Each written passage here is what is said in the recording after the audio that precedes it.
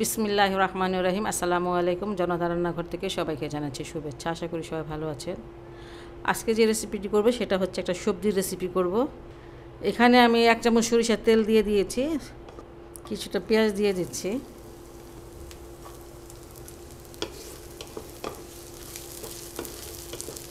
পেঁয়াজটা হালকা ভাজা হলেই হবে, অত ভাজা লাগবে না। যাই হোক, এখানে আমি আদা রসুনের পেস্ট দিয়ে দিচ্ছি 1 চামচ, মরিচ দিয়ে দিচ্ছি 1 চামচ, ধনিয়ার গুঁড়া আধা চামচ, হলুদের গুঁড়াটাও আধা চামচ, স্বাদ মতো লবণ দিয়ে দিলাম, একটু পানি দিয়ে দিই পুড়ে যাতে না যায়।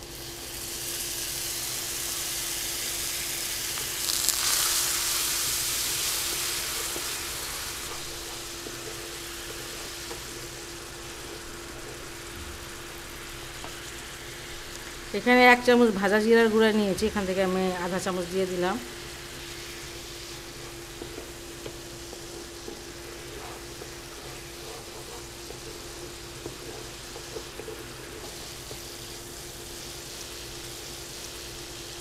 এখানে এই যে আলু এভাবে কেটে দিয়ে দিচ্ছি, একটা বড় সাইজের।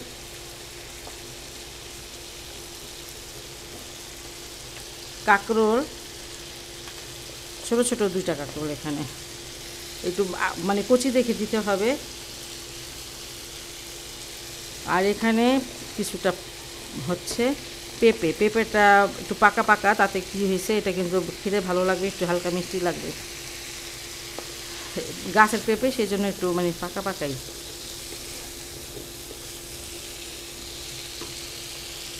একটু পানি পুড়ে যাচ্ছে নিচ থেকে।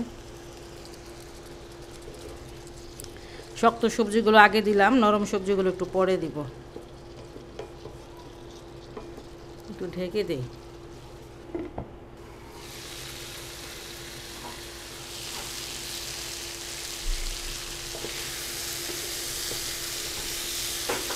এই সবজিগুলো কষানো হয়ে গেছে। আর এখানে আমি অর্ধেকটা নিয়েছি বেগুন, আর একটা নিয়েছি ধুন্দুল কিংবা ঝিঙ্গা, যেটাই হলে হবে, যে কোনো একটা হলেই হবে।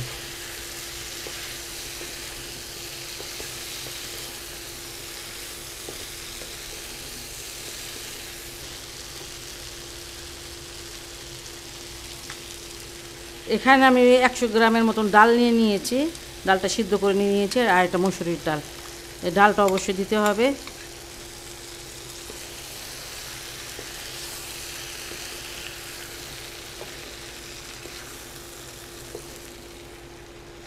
একটু পানি দিয়ে দিচ্ছি,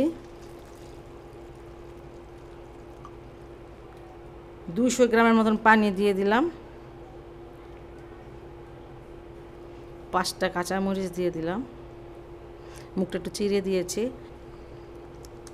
জিরার গুঁড়া বাকিটা রেখেছিলাম, সেটাও দিয়ে দিলাম।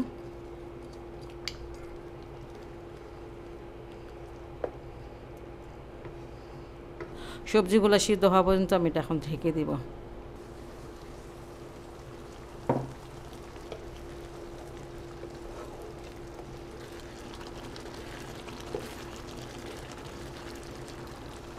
সবজিটা সিদ্ধ হয়ে গেছে। আর আমি মানে 250 গ্রাম পানি পুরাটাই দিয়েছিলাম, কারণ দেখি কি না পেঁপেটা একটু সিদ্ধ হয় নাই, সেই জন্য। আর এখানে একটা টমেটো, সেটা আমি দিয়ে দিচ্ছি এভাবে কেটে।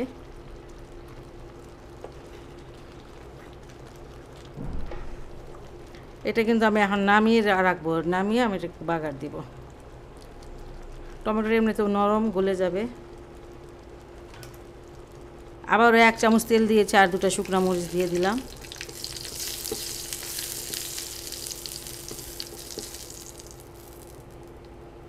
এখানে আধা চামচ 5 ফোড়ন দিয়ে দিলাম।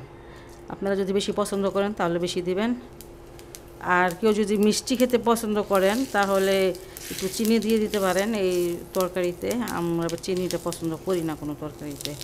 যাই হোক, এবার দিয়ে দিচ্ছি পেঁয়াজ। এখানে 2টা পেঁয়াজ হবে।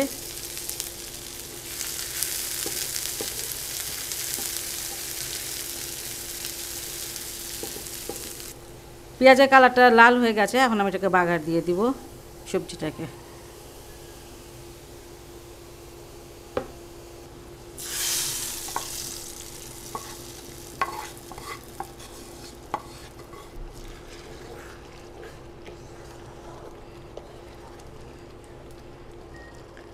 একদম কম আছে, এটাকে আমি এখন 2-3 মিনিটের জন্য চুলায় রেখে দেবো। এতে এই যে বাগার দিলাম, এটা ফ্লেভারটাও মানে পুরাটা ছড়াবে আর টমেটোগুলো খুব ভালোভাবে সিদ্ধ হয়ে যাবে। খুবই সহজ একটি রেসিপি। যদি আপনাদের ভালো লাগে তাহলে বাসায় অবশ্যই ট্রাই করবেন এবং আমার চ্যানেলকে লাইক করবেন, সাবস্ক্রাইব করবেন। সবাই ভালো থাকুন, সুস্থ থাকুন, নিরাপদে থাকুন, এই দোয়া করি। আল্লাহ হাফেজ।